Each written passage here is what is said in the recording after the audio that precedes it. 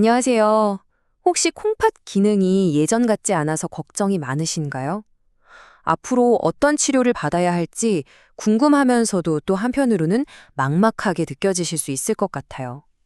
오늘 이 시간에는요, 우리 어르신들께서 앞으로 받게 될 치료, 바로 투석에 대해서 제가 알기 쉽게 차근차근 설명해 드릴게요. 아마 지금 가장 궁금해 하시는 게 바로 이거겠죠. 의사 선생님한테 콩팥 기능이 10% 아래로 떨어졌습니다 하는 이야기를 들으셨을 때 아마 가슴이 철렁 내려앉으셨을 거예요. 많이 놀라고 걱정되셨죠? 하지만요, 너무 걱정부터 하지는 않으셔도 괜찮습니다.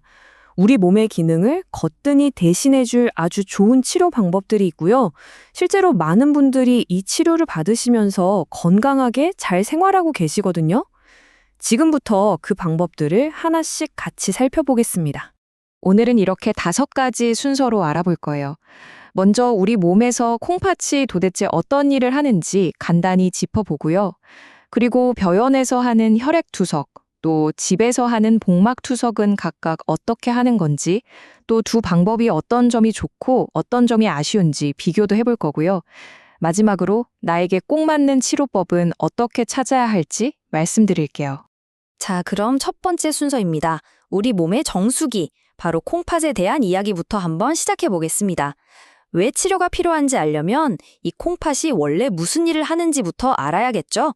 콩팥이라고 하면요, 우리 몸에 아주 똑똑한 정수기라고 생각하시면 딱 맞아요. 우리 등 쪽, 허리 바로 위에 양쪽으로 하나씩 있는데요. 이 정수기가 물을 깨끗하게 걸러주는 것처럼 우리 콩팥은 온몸을 도는 피를 깨끗하게 걸러주는 아주 중요한 역할을 합니다. 피 속에 돌아다니는 찌꺼기나 노폐물을 싹 걸러서 깨끗한 피만 남기고 나머지는 소변으로 만들어서 몸 밖으로 내보내는 거죠. 그런데 이 고마운 콩팥이 제 기능을 10%도 채 못하게 되면 어떻게 될까요? 이제는 스스로 몸 안에 쌓이는 노폐물을 충분히 걸러내지 못하게 되는 거예요. 바로 이럴 때 의사 선생님들이 콩팥의 일을 대신해줄 치료, 이걸 어려운 말로 신대체 요법이라고 하는데요. 이 치료를 시작해야 한다고 말씀하시는 겁니다. 그럼 그 첫 번째 치료 방법인 혈액투석에 대해 알아보겠습니다. 이름에서 짐작할 수 있듯이 이 방법은 주로 병원이나 투석 전문 병원에 가서 의료진의 도움을 받아 진행됩니다. 여기 그림을 보시면 좀 더 이해가 쉬우실 텐데요. 혈액투석은 기본적으로 내 몸 밖에 있는 기계, 그러니까 일종의 인공 콩팥이라고 불리는 기계가 내 콩팥을 대신해서 피를 깨끗하게 걸러주는 원리라고 보시면 돼요. 과정은 이렇습니다. 먼저 팔에 있는 혈관을 통해서 몸속의 피를 기계로 쭉 보내요. 그럼 그 기계가 아주 꼼꼼하게 피를 필터링해서 걸러주고요. 그렇게 깨끗해진 피를 다시 몸 안으로 쏙 넣어주는 거죠. 혈액투석은 보통 일주일에 3번 병원에 방문해서 받게 되고요. 한 번 가시면 한 4시간 정도 걸립니다. 그러니까 정해진 요일에 맞춰서 병원에 가야 한다는 점, 이걸 기억해 두시면 되겠습니다. 자, 그럼 이제 두 번째 치료 방법인 복막투석으로 넘어가 볼게요. 이 방법의 가장 큰 특징은요, 병원이 아니라 바로 편안한 내 집에서 직접 할 수 있다는 점입니다. 복막투석은 인공기계 대신에 우리 몸 안에 원래부터 있던 걸 활용하는 아주 신기한 방법이에요.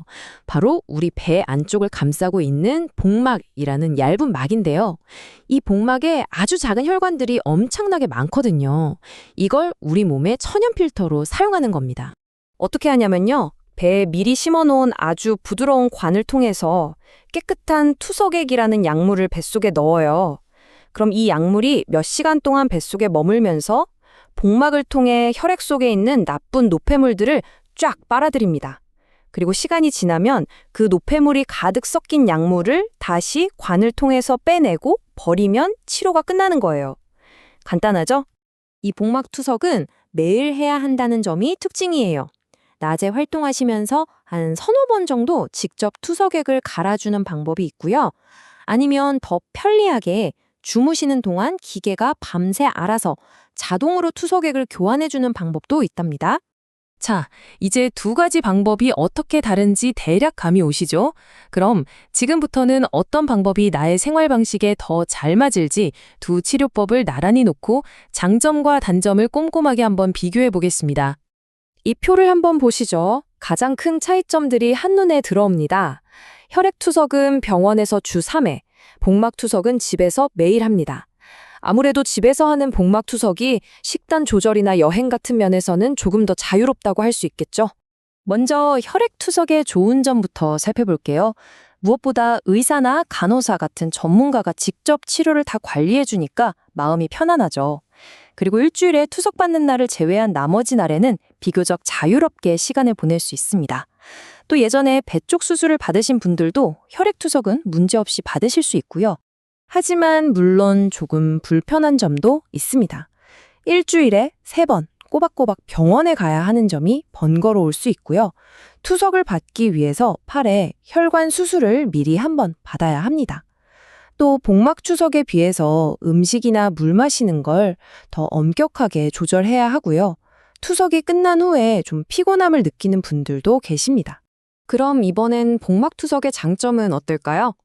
뭐니 해도 집에서 직접 하니까 병원 시간에 얽매이지 않고 훨씬 자유롭고 독립적인 생활이 가능합니다. 식단도 혈액투석보다는 덜 제한적이고요. 투석액만 잘 챙기면 여행도 비교적 자유롭게 다닐 수 있습니다. 그리고 매번 치료할 때마다 바늘에 찔릴 필요가 없다는 점도 아주 큰 장점이죠. 반면에 복막투석은 매일 스스로 잊지 않고 챙겨서 해야 한다는 책임감이 따릅니다. 또 감염을 막기 위해서 항상 청결한 환경에서 투석액을 교환해야 하고요. 배에 영구적으로 작은 관을 삽입하고 있어야 하며 만약 소독을 철저히 하지 않으면 복막염이라는 무서운 감염이 생길 위험도 있어서 아주 조심해야 합니다. 자, 이렇게 2가지 방법의 장점과 단점을 모두 알아봤습니다. 들어보시니 어떠세요? 어떤 방법이 무조건 더 좋다고 말할 수는 없습니다. 가장 중요한 것은요, 바로 내 건강 상태와 나의 생활 방식에 가장 잘 맞는 방법을 찾는 것입니다. 그래서 전문가들도 이렇게 강조합니다. 어떤 투석을 할지는 혼자서 결정하는 것이 아니라 나의 직업이나 사는 곳, 생활 습관, 또 다른 건강 문제 같은 모든 것을 고려해서 반드시 담당 의사 선생님과 충분히 상의한 후에 결정해야 한다는 것입니다. 네, 바로 이 그림처럼요. 나의 몸을 가장 잘 아는 주치의 선생님과 함께 이야기 나누는 것이 가장 좋은 방법입니다. 나의 생활 습관은 어떤지, 나는 어떤 점을 중요하게 생각하는지, 또 무엇이 걱정되는지를 솔직하게 말씀드리고 함께 최선의 선택을 하시는 것이 중요합니다. 오늘 제 설명을 들으시면서 한번 스스로에게 이 질문을 던져보시면 좋겠습니다. 과연 어떤 치료가 나의 앞으로의 삶과 가장 잘 어울릴까? 병원에 정기적으로 다니는 것이 나을지 아니면 집에서 자유롭게 하는 것이 나을지 이 질문에 대한 답을 한번 생각해 보시면서 다음 진료 때 의사 선생님과 구체적으로 상담을 나눠보시길 바랍니다.